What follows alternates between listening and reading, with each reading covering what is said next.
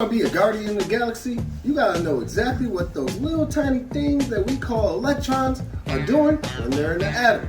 So thankfully, one of those guardians from back in the day came up with a model that we can use to figure it out. And that guardian that we are talking about, his name is Bohr.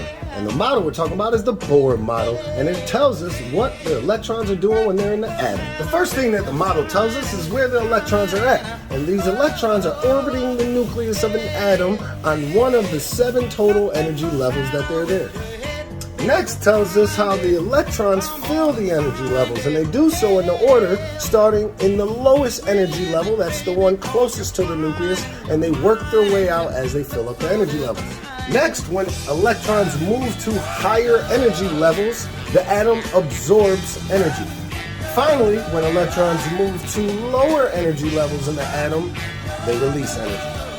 So to guard our galaxy, everyone, you need to draw Bohr models. And to do so, we're going to follow the Bohr model recipe, which states, first step, you write the number of protons and neutrons in a small circle to represent the nucleus. Step 2, you draw circles around that nucleus to represent the number of energy levels. We figure this out by looking at the periodic table and the period number that the atom is in.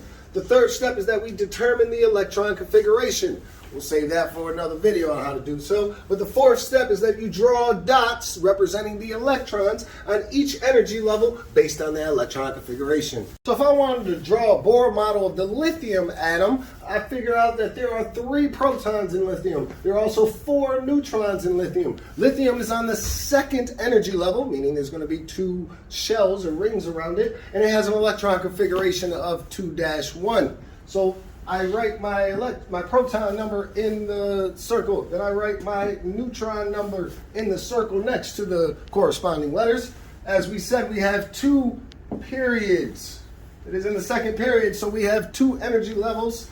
It has 2 electrons in the 1st energy level, and then 1 electron in the 2nd. And that's the Bohr model of a lithium atom.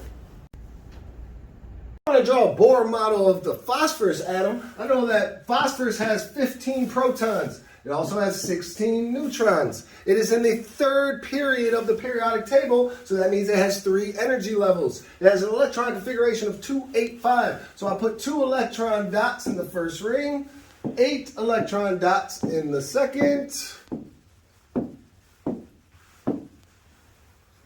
and 5 in the 3rd. And that's the Bohr model of a phosphorus atom.